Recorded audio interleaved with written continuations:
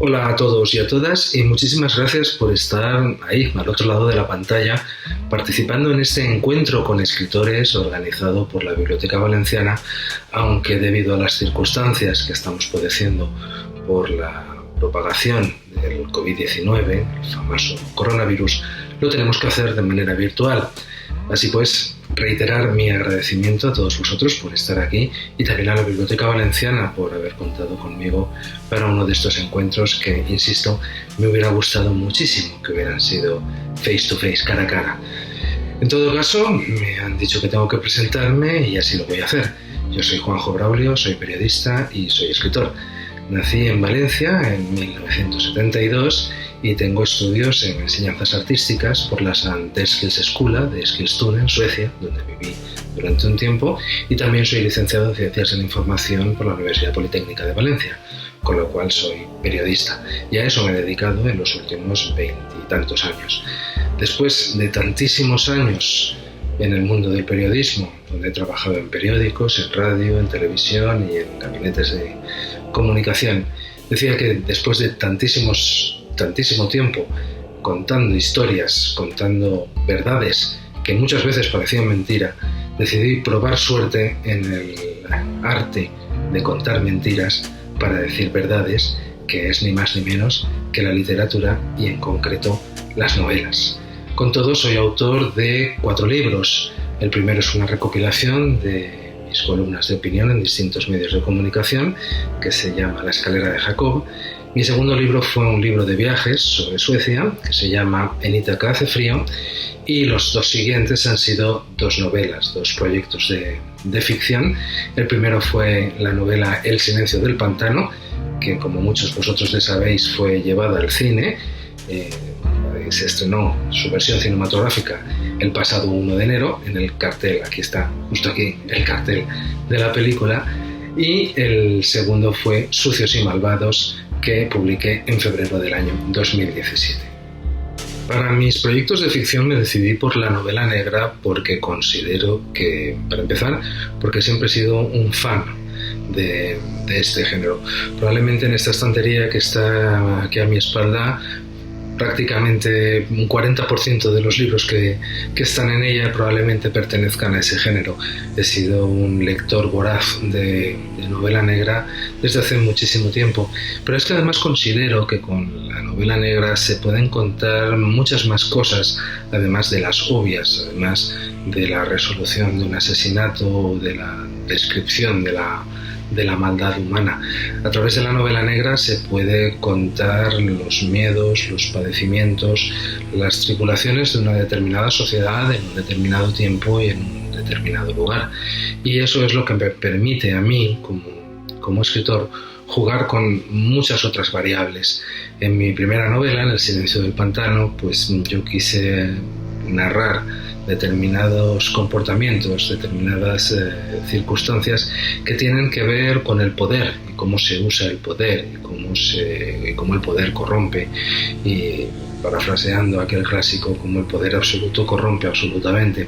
Sin embargo, con Sucios y malvados quise hablar del que probablemente es el problema más importante que como sociedad tenemos, descontando evidentemente la pandemia que nos afecta a todos durante estos días, como es la violencia de género, en todas sus variables, más allá de los asesinatos de mujeres, sino también los otros tipos de violencia que se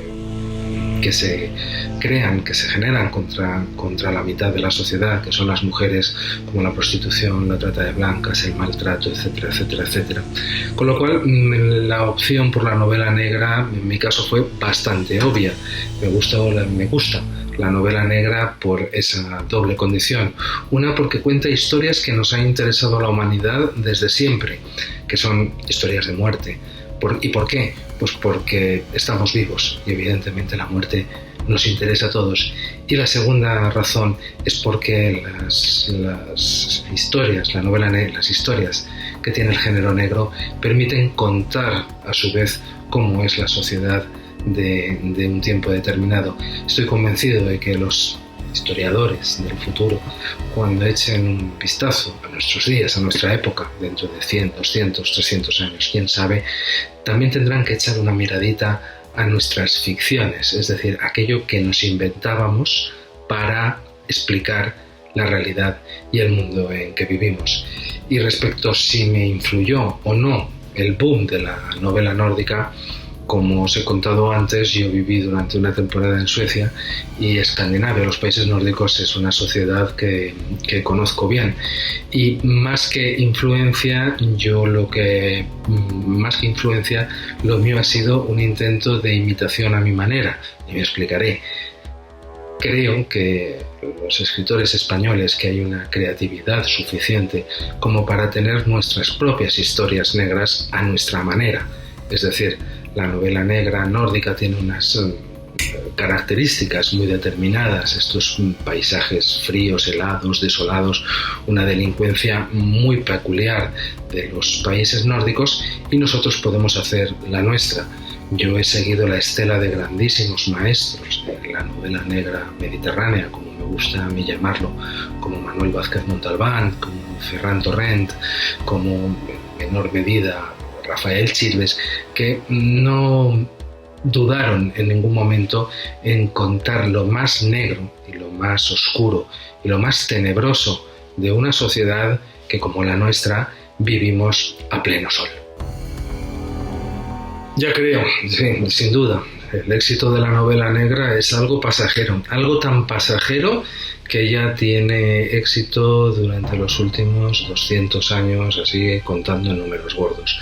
Desde que Edgar Allan Poe publicó, ya en los años 1830 aproximadamente, si la memoria no me falla, Los crímenes de la calle Morgue, la novela negra ha tenido una mala salud de hierro.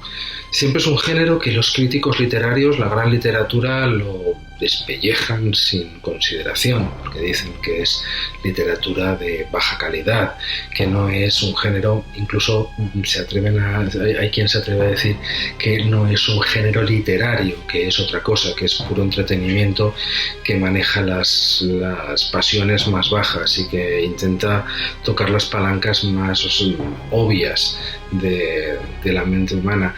Y puede, es cierto, no le voy a negar que hay una parte que es así, pero también hay otra parte que no lo es en absoluto, y que con estas historias de muerte y de maldad se pueden contar muchas cosas y se puede llegar a tener una gran calidad literaria, como lo demuestra el magnífico plantel solamente que hay entre los escritores españoles de novela negra, y ya no quiero hablar de otros muchos en todo el mundo. Así que sí, la novela negra tiene un éxito pasajero, es un éxito efímero, y un éxito efímero que dura ya 200 años y que esperemos que dure muchísimos más. Y de todas maneras, a mí me gusta bromear con una cosa. Uno de los libros, una de las primeras historias de la humanidad está reflejada en un libro que es sagrado para 3 religiones, como es la Biblia. Y uno de los primeros episodios de la Biblia, en el Génesis, empieza precisamente con un asesinato, cuando Caín mató a Abel. La cosa es que la trama de investigación terminó enseguida, porque como el detective era Dios, pues evidentemente averiguó quién había sido el asesino enseguida. Pero si ya uno de los principales, uno de los cuentos más antiguos de la humanidad empezó precisamente con un asesinato, esto implica que la novela negra puede que sea pasajera, pero es un pasajero que está con nosotros desde que empezamos nuestro viaje por este mundo. Aunque el ambiente se suele decir, los críticos suelen decir que el ambiente es muy importante, en la novela negra es algo que yo nunca he estado del todo de acuerdo. Bien, es cierto que cuando pensamos en novela negra siempre pensamos en ambientes urbanos, bajos fondos de ciudades industriales, por decir una de las ciudades más retratadas en el ámbito de la novela negra, como Chicago, como Nueva York o como Londres, ¿no? Sin embargo, yo considero que la novela negra no habla tanto de los lugares como de la gente, o mejor dicho, que la novela negra de lo que habla en realidad es de la mala gente, y mala gente hay en todas partes. Por eso Valencia es un escenario tan propicio como cualquier otro para ambientar novelas negras y para contar, para intentar poner una luz en esos rincones más oscuros del alma y del comportamiento humano, que es de lo que se trata.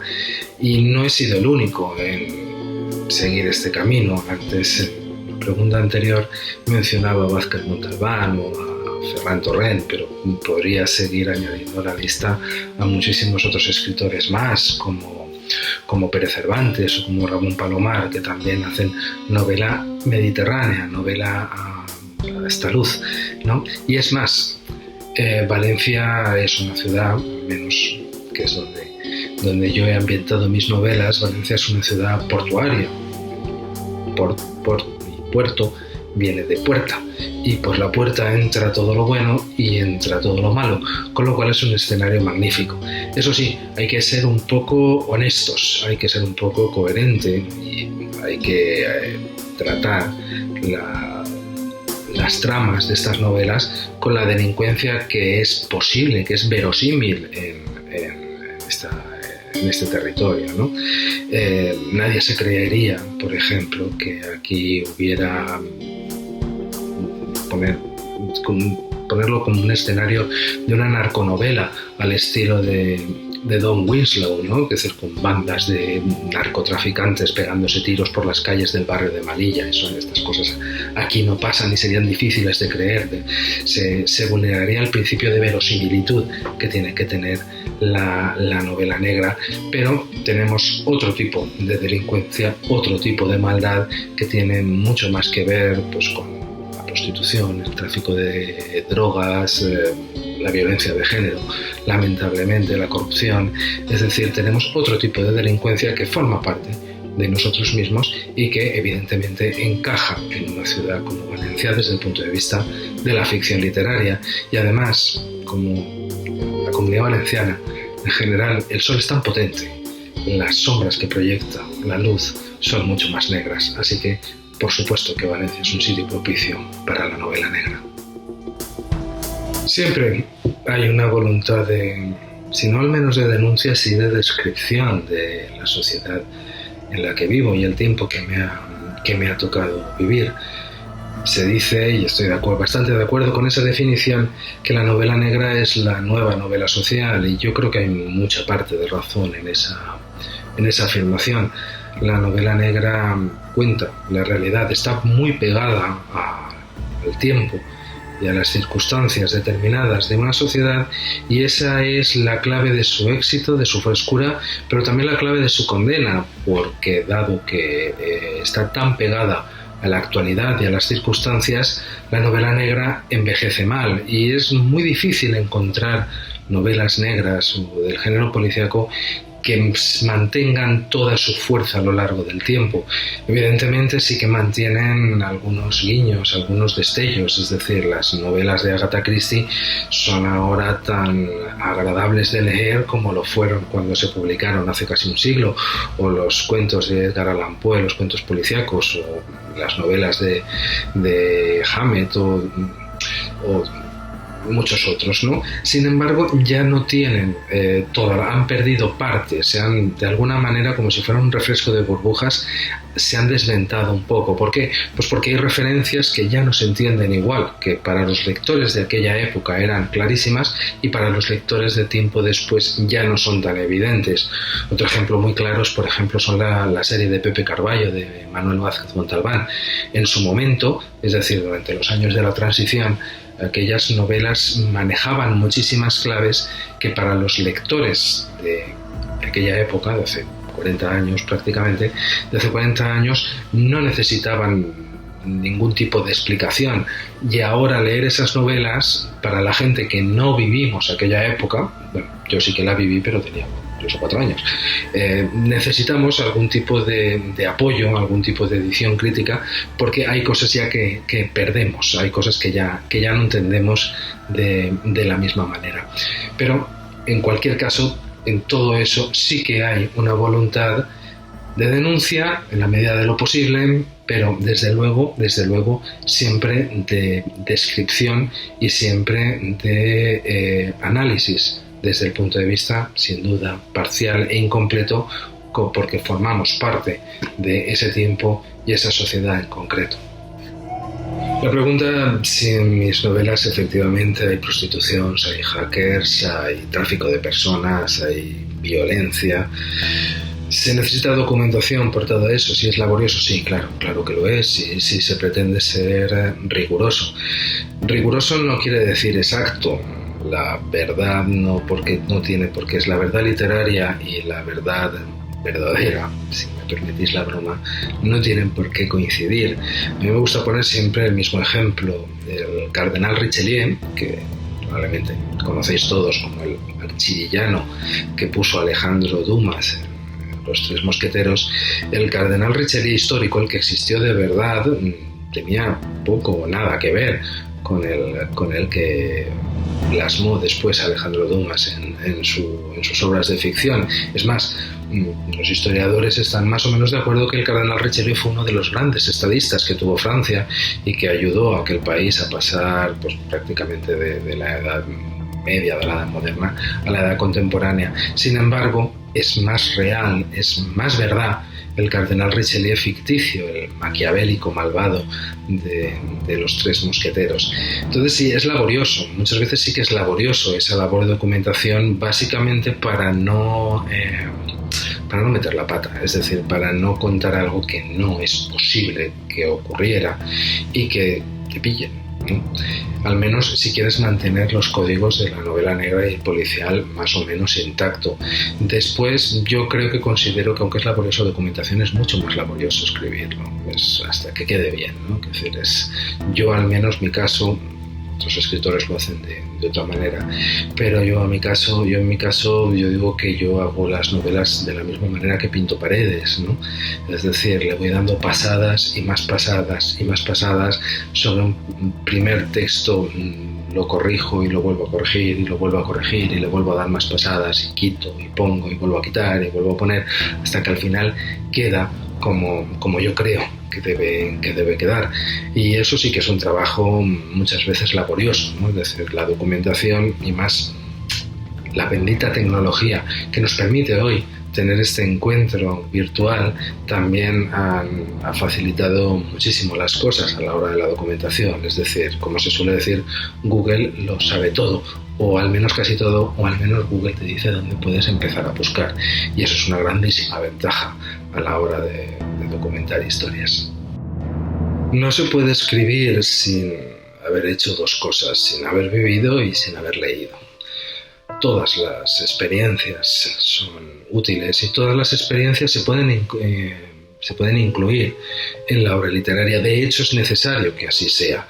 Las experiencias pueden ser en primera persona, cosas que tú personalmente hayas vivido y hayas experimentado, y eso es lo que te permite después plasmarla en un proyecto literario, y después pueden ser experiencias vicarias, experiencias prestadas de otros libros, de otras historias, de 1000 sitios, ¿no?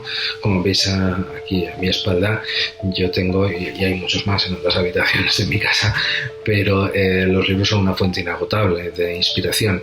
Respecto a mi profesión, si mi profesión como periodista me ha influido a la hora de escribir, yo creo que me ha influido más a la hora de desarrollar una técnica.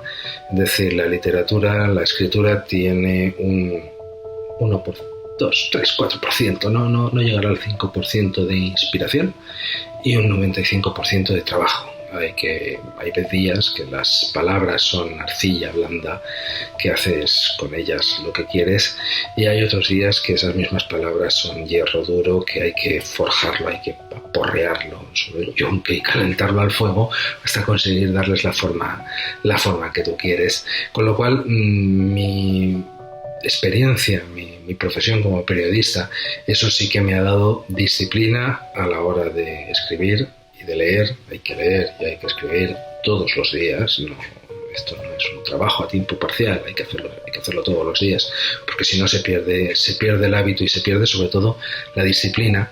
Y después, respecto a la inspiración, ¿no? O sea, cuánto hay de realidad en mis novelas o cuántas cosas. Bueno, curiosamente, a pesar de que yo me dedico, mis dos novelas son dos policiales, dos novelas negras, yo como periodista nunca he sido un periodista de la sección de sucesos, que son los que están en un contacto más directo con la labor policial y judicial.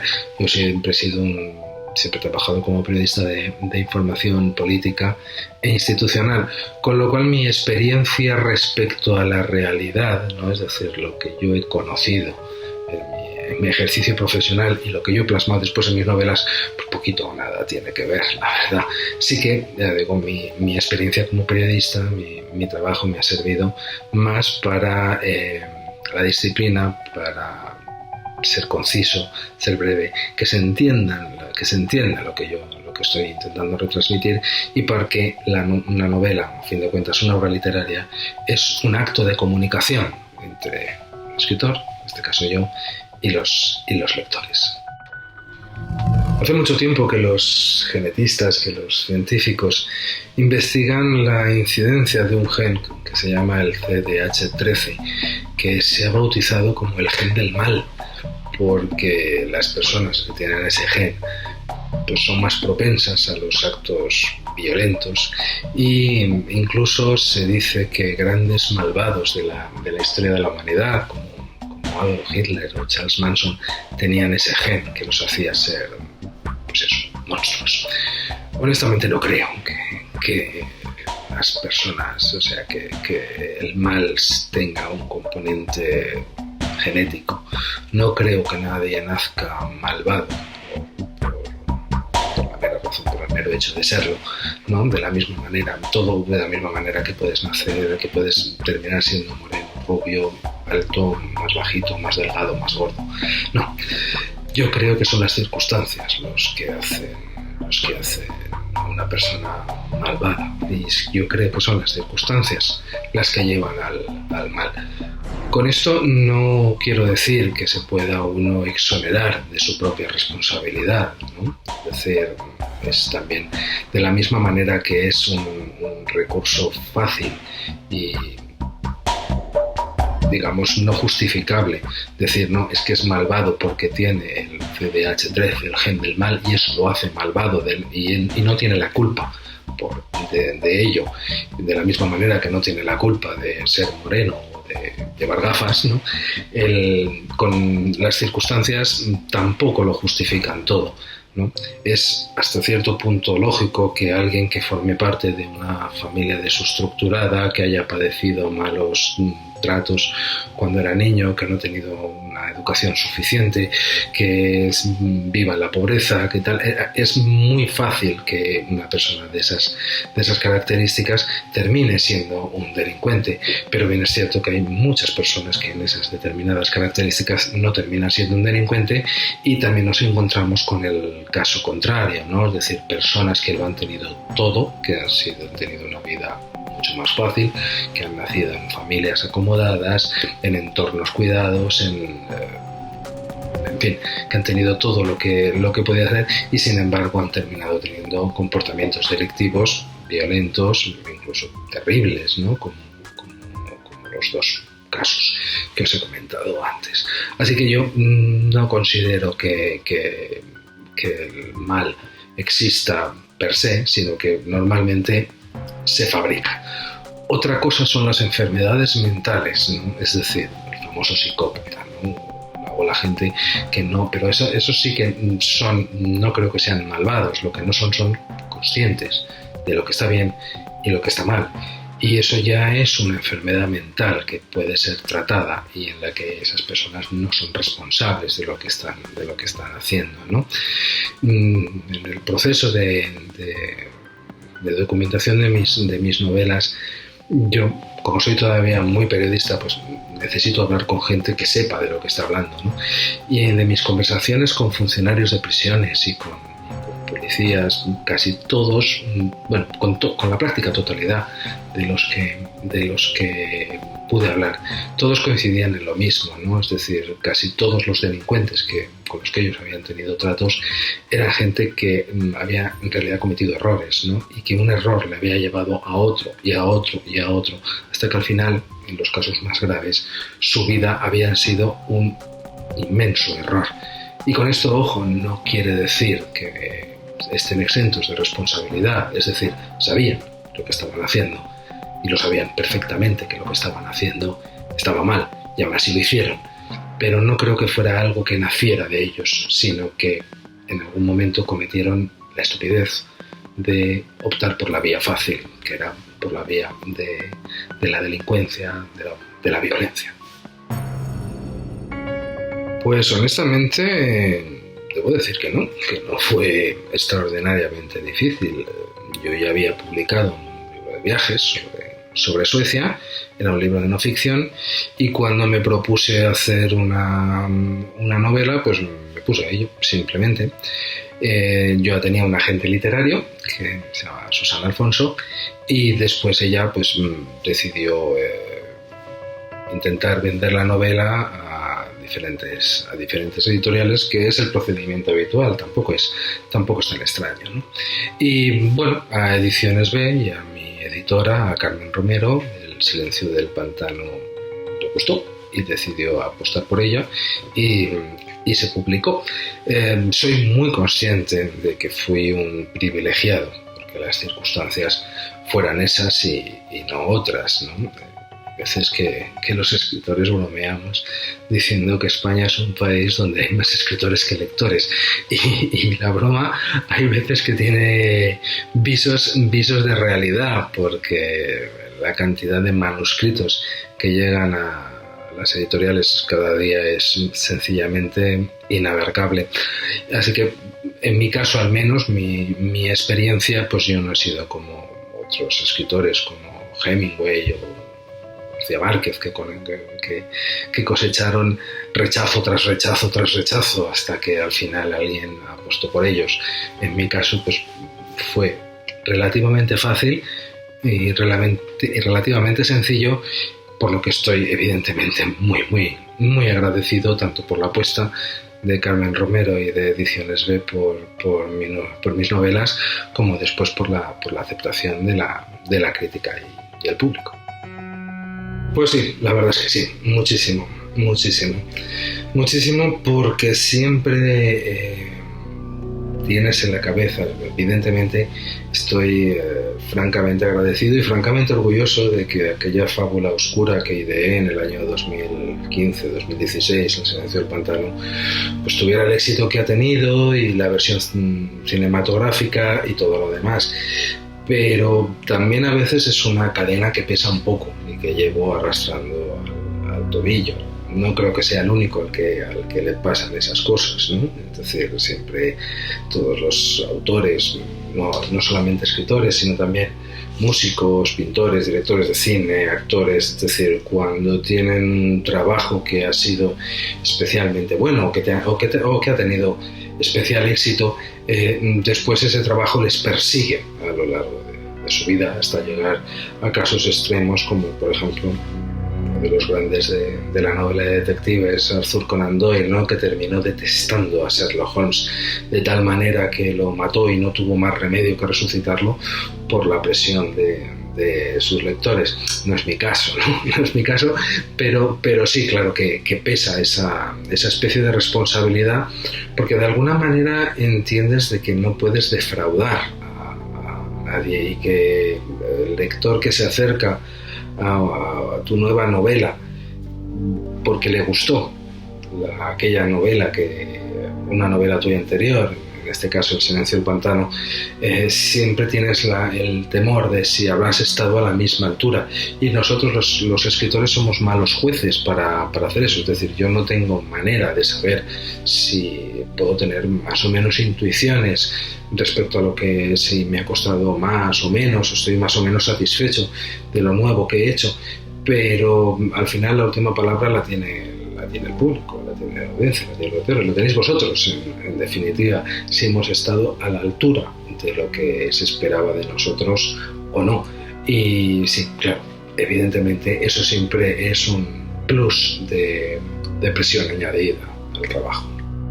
Por respecto a si tuve que transigir con muchos cambios de la novela a la película, debo decir que no transigí en ninguno, porque no participé en la elaboración del guión del silencio del pantano.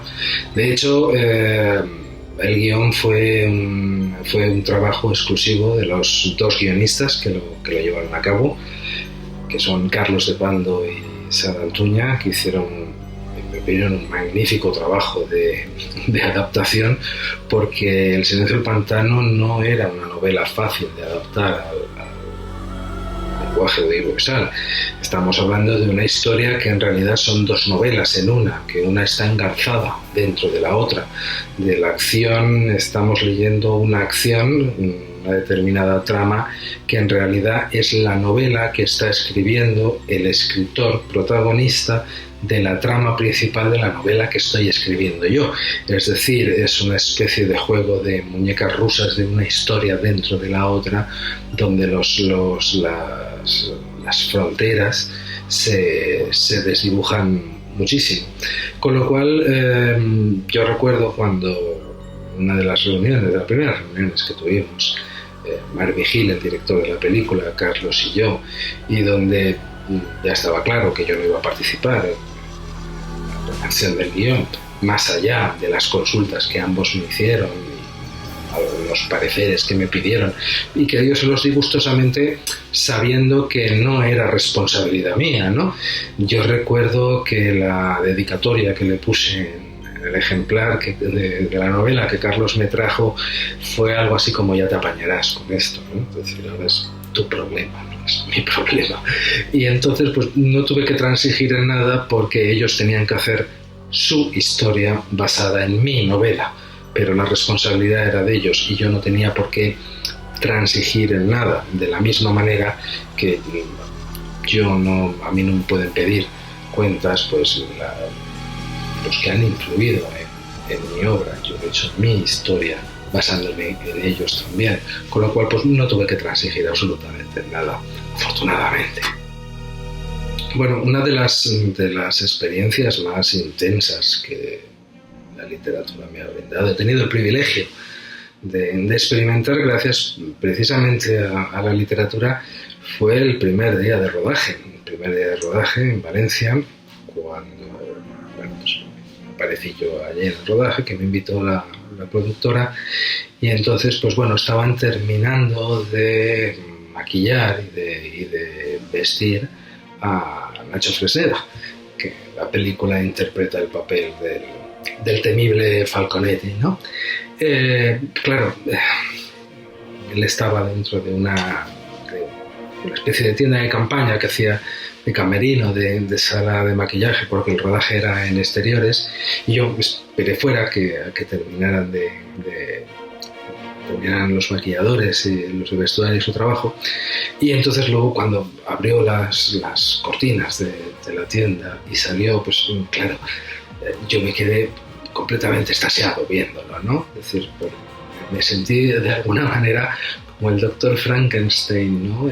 Contemplando a la criatura redimida, y casi me dieron ganas de empezar a gritar como en el jovencito Frankenstein: vivo, está vivo, porque efectivamente allí delante mío tenía al Falconetti, tenía a una cosa que 5 años antes solo existía en mi cabeza, ni siquiera existía en papel, ni siquiera era una novela todavía, ni siquiera era un personaje literario, era una idea que tenía yo en la cabeza.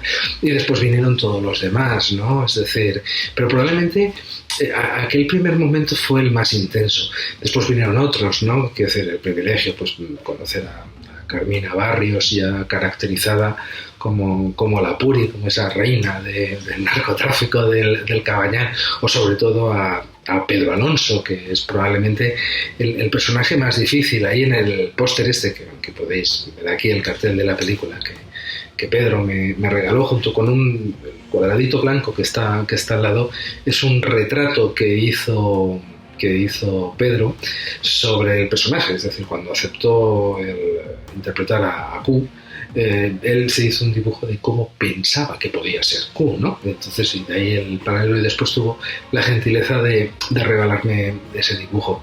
En el caso de Pedro Alonso aún fue peor, porque ahí sí que construyeron ellos el personaje. En la novela, Q es un personaje que por no tiene ni nombre. Es decir, es una simple letra, aparte una letra un poco fantasmagórica, una letra inquietante, como es la letra Q, porque la letra Q por sí sola no suena, necesita siempre la U delante para poder sonar. Es una de las letras más misteriosas que tiene el castellano. Y esa oscuridad estaba representada en el personaje, que en la novela ni tenía cara, ni tenía nombre, ni tenía descripción física, ni tenía nada, ¿no? Es decir, sabíamos, es más, apenas habla con casi nadie, cosa que en la película es igual, ¿no? Pero sin embargo, yo nunca fui capaz de pintar, de dibujar a Q. Siempre fue una idea. Y sin embargo, ellos lo hicieron y lo hicieron muy bien. Así que eso fue una de las sensaciones, una de las experiencias más intensas y más gratificantes que tuve durante tanto el rodaje como la posterior exhibición de la película, y que atesoro como una de las grandes experiencias de mi vida.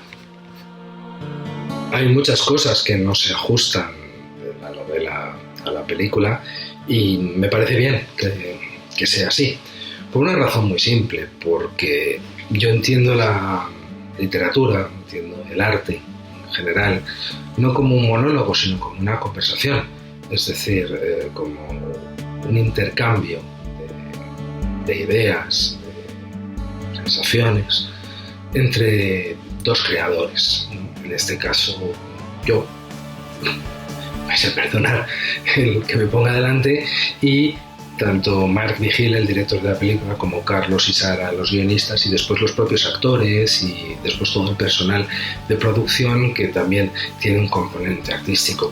Ellos cogieron un material que era mi novela, y sobre esa novela, sobre esa historia, iniciamos un diálogo, una conversación, ¿no? Y una conversación que es lo que después se ofrece a la audiencia. Entonces, tanto Marc como Carlos no hubiese tenido demasiado sentido que replicaran la novela tal cual está, escena por escena, plano a plano, por varios motivos. Una, porque era imposible, porque la novela no fue diseñada, no estaba hecha para ser vista en una pantalla, sino está diseñada para ser leída, que es un acto de comunicación distinto al de la comunicación audiovisual. Y segunda, porque si hubiesen sido lo mismo, para hacer lo mismo ya está la novela. Ellos tenían que aportar también su concepción artística y su saber hacer, es decir, su interpretación sobre esa misma historia. La esencia de la trama, la esencia del mensaje, de lo que cuenta la novela y lo que cuenta la película, es exactamente la misma. Eso no ha cambiado. Y las sensaciones que se tienen leyendo la novela y viendo la película, las sensaciones también son las mismas, pero los modos y maneras de experimentar esas sensaciones son distintas, porque deben ser distintas. Es decir, nosotros, por poner un ejemplo gastronómico que a lo mejor se entiende bien, si te gusta el chocolate, cuando comes chocolate tienes sensaciones placenteras por comer chocolate, y si te gusta la tortilla de patatas, cuando comes tortilla de patatas también tienes sensaciones placenteras por comer tortilla de patatas, pero no son las mismas sensaciones en un caso y en el otro, son ciertamente distintas, ciertamente diferentes, y que eso tenía que ocurrir igual. Es decir, esta conversación que mantuvimos, pues, un servidor de todos vosotros y vosotras, y Marc y Carlos, esta conversación, de cualquier conversación siempre se saca algo mucho mejor, mucho más grande, mucho más fructífero que de un simple monólogo, y creo que lo hicieron muy bien, además. Pues que no durará unos 20 minutos o media horita más. Me pareció corta, me pareció una película corta. Yo honestamente pensaba que podía haber durado 20 minutos, media horita más, que la historia contada en imágenes aún tenía todo ese recorrido, y así se lo dije a Marc cuando la vi por primera vez. Me hubiese gustado que fuera un poquito más larga, pero hay otros imponderables que no estaban ni en su control ni en el mío, probablemente, y eso es lo que probablemente menos me gusta de la película. Yo creo que es mucho más fácil escribir sobre lugares reales que tener que inventarlos, muchísimo más. Solamente tienes que describir la realidad, y la realidad te da la mitad del trabajo hecho. Vargas Llosa suele decir que un escritor es un pequeño dios y es un gran dios, porque lo tiene que crear todo, tiene que crear el mundo entero, ¿no? Con lo cual, cuantas más cosas del mundo tengas que crear, pues evidentemente más trabajoso es y más difícil, al menos yo así lo considero. Crear mundos imaginarios completamente irreales o inexistentes, como la Tierra Media del Señor de los Anillos o los Siete Reinos de Juego de Tronos y cosas, si no lo haces bien, si no lo haces pero bien de veras, el resultado es un churro, como demuestra la enorme cantidad de literatura, de ciencia ficción y de fantasía de calidad más que discutible, por no decir muy mala calidad. Es precisamente porque es mucho más difícil crear toda esa coherencia en ese mundo, y por eso a los que les sale bien, les sale tan bien que consiguen crear clásicos y crear referentes que se quedan en la historia de la literatura y en la historia de la ficción. En el caso de la novela negra, además, está el componente de la verosimilitud, ¿no? Es decir, tiene que ser, si no verdad, si verosímil. Si antes me refería a que sería difícil o sería muy extraño que hubiera un enfrentamiento a tiros entre dos bandas de narcotraficantes, como ocurre, por ejemplo, en determinadas zonas de México, o ocurrió durante los años del reinado de terror de Pablo Escobar en Colombia. Eso encajaría mal que hubiera un acontecimiento, es decir, encajar un hecho de esas características en una novela ambientada en Valencia en el año 2020, porque esas cosas aquí no ocurren, no han ocurrido nunca, y es extraño que ocurran. Sin embargo, una novela ambientada allí sí que ocurren. Es decir, hay que jugar, el escritor de novela negra tiene que jugar precisamente con la fantasía, porque a fin de cuentas todo lo que contamos es fantasía, pero después esa fantasía tiene que respetar los códigos de cierta verosimilitud respecto a la historia y donde se encuadra, y después también respetar lo que técnicamente se llama la suspensión de la incredulidad. Es decir, si tú empiezas leyendo una novela diciendo, pues por ejemplo, aquel hobbit vivía en un agujero, pero no era un agujero feo y sucio y tal, que es así como empieza el Hobbit de Tolkien, el lector ya se predispone a que ese mundo es un mundo de fantasía, con lo cual habrá hobbits, elfos, orcos, dragones, etcétera. Lo que ya no es, digamos, de recibo, ya es hacer trampas y es hacer mala literatura, es empezar una novela o una historia presentando la cosa como un asesinato, y resulta que al final el asesino ha hecho cosas imposibles porque en realidad era un vampiro que se coló transformado en niebla por el ojo de la cerradura.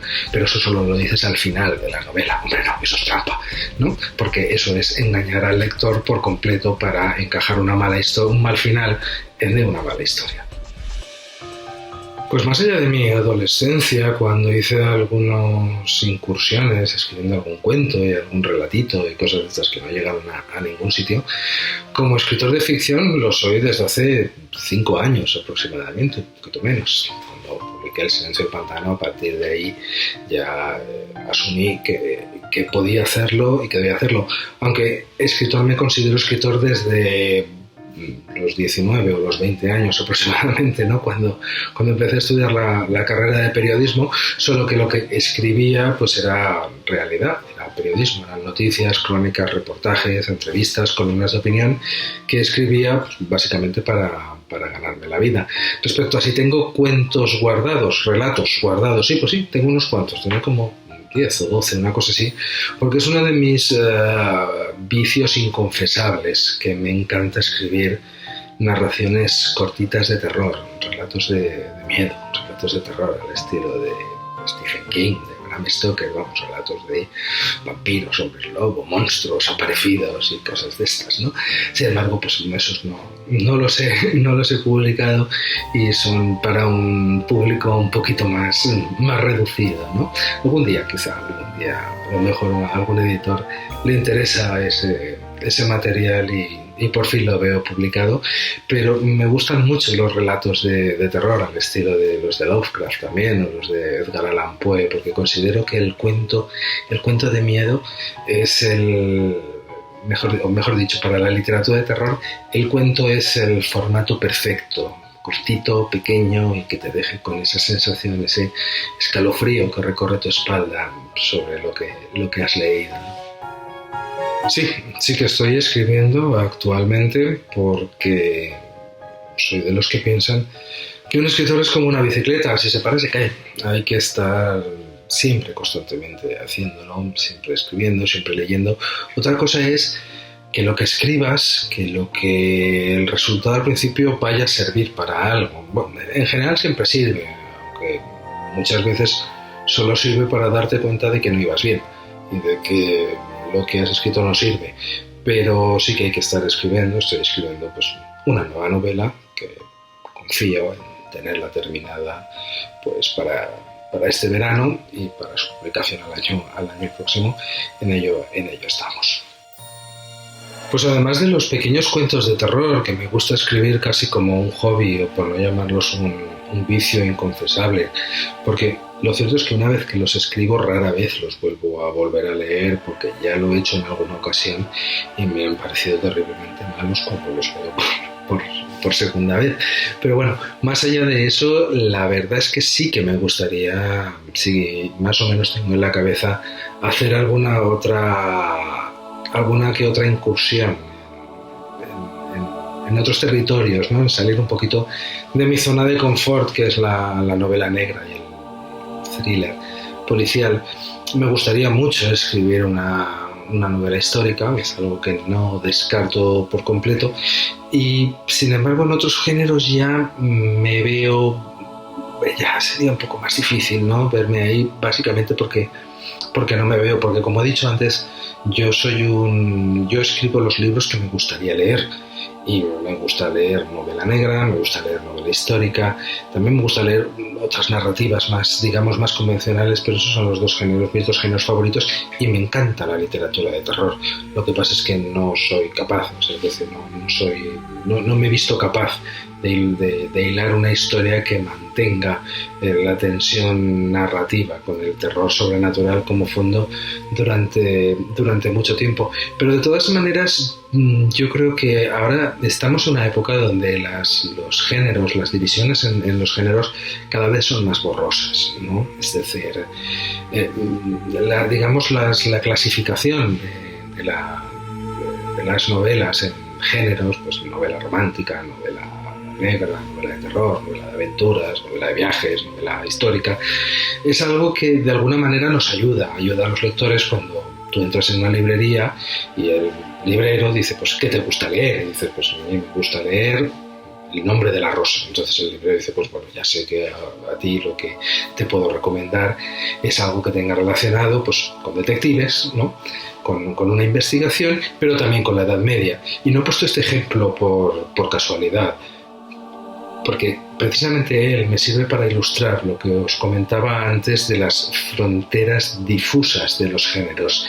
El nombre de la rosa, que es la inmortal novela de Umberto Eco, es una novela de detectives, sin detectives, porque los que investigan, o sea, Guillermo de Baskerville y Atzo de Melk, son monjes franciscanos, y es una novela histórica en la que no hay ningún acontecimiento histórico reconocible a simple vista. Hay novelas históricas, pues muchísimas. Por ejemplo, yo siempre recomiendo las novelas de mi buen amigo Sebastián Roa, que son una auténtica maravilla sobre la trilogía almohade, ¿no? Que es decir, con la batalla de las Navas de Tolosa al fondo, etcétera. Pero esas novelas están basadas en hechos reales que ocurrieron y están reflejados en esas novelas. Sin embargo, en El nombre de la rosa no hay ningún hecho histórico relevante conocido. Sí que los hay, pero relevante y conocido. Entonces, El nombre de la rosa, ¿qué es? ¿Es una novela histórica o es una novela negra? Es una novela policial, porque hay crímenes y hay detectives que investigan un crimen, pero esos detectives a su vez están fuera del tiempo. Pero como novela histórica no recrea ningún episodio histórico, digamos, famoso y muy reconocible, sino es lo que pasa dentro de esa abadía benedictina del norte de Italia en plena Edad Media. Esa mezcla de géneros siempre es lo más interesante y es ahí donde yo estoy cómodo, es ahí donde sí que me gustaría seguir estando, ¿no? Es decir, pues hacia donde las buenas historias me lleven, hacia allí irá mi literatura. Pues sí, sigo manteniendo mi labor de periodista. Actualmente yo soy funcionario de la Generalitat Valenciana y trabajo en el gabinete de prensa de la Consellería de Justicia, Interior y Administración Pública. Mi caso es el más habitual entre los escritores españoles, ¿no? Son muy poquitos los que pueden vivir de su creación literaria y de sus libros. En España se suele decir que en España, en el mundo de la literatura, no hay clase media. Es decir, hay unos pocos, muy pocos, que son superventas y que por lo tanto pueden vivir de su creación, y después estamos el resto que además tenemos que complementar nuestro trabajo literario con el trabajo en otra cosa. En mi caso, con mi profesión, que es ser periodista, en este caso en un gabinete de prensa. No me veo bien en ninguno de los dos géneros a los que hacéis referencia en vuestra pregunta. Por decirlo de otra manera, no me veo escribiendo novela romántica y me parece dificilísimo escribir literatura infantil y juvenil.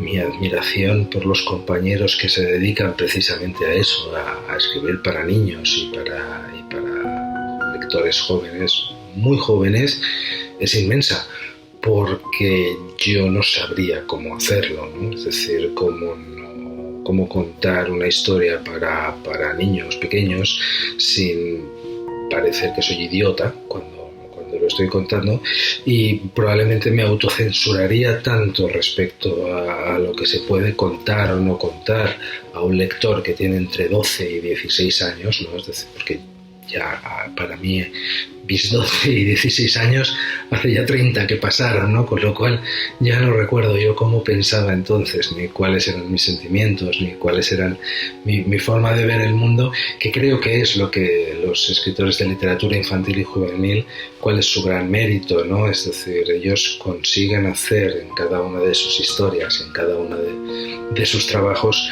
lo que decía Picasso. Picasso solía decir que él con 8 años dibujaba como Rafael y que le costó 60 aprender a dibujar como un niño, con esa frescura.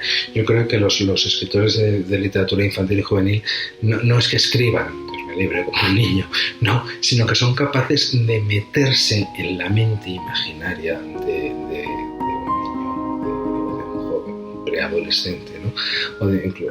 Entonces, y eso me parece un trabajo tremendo, un trabajo tremendamente difícil de conseguir. Respecto a la literatura romántica, es que básicamente no tengo ni formación ni lecturas al respecto.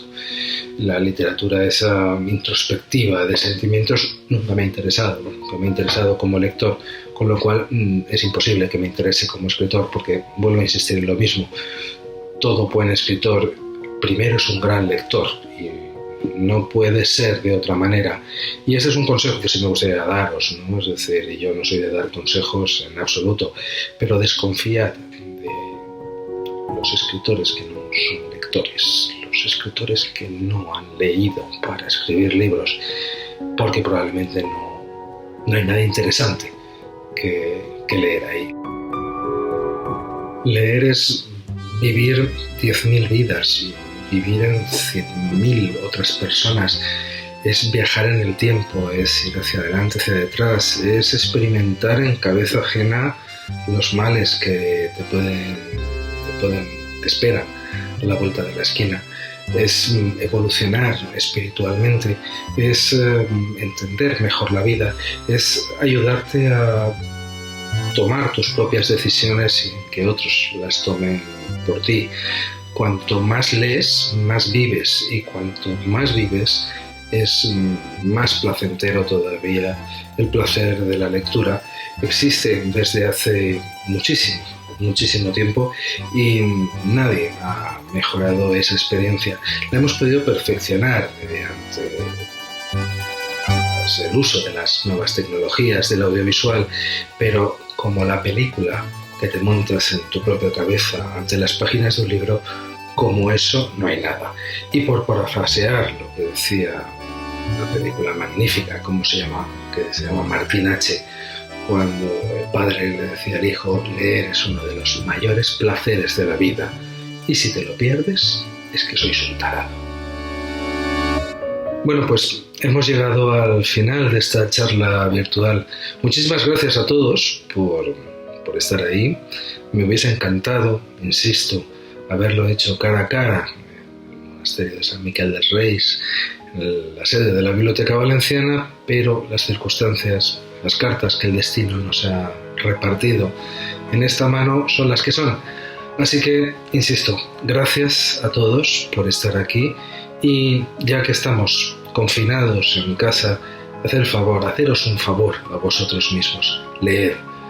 Leer libros son puertas que llevan a muchísimos lugares donde no llega el coronavirus.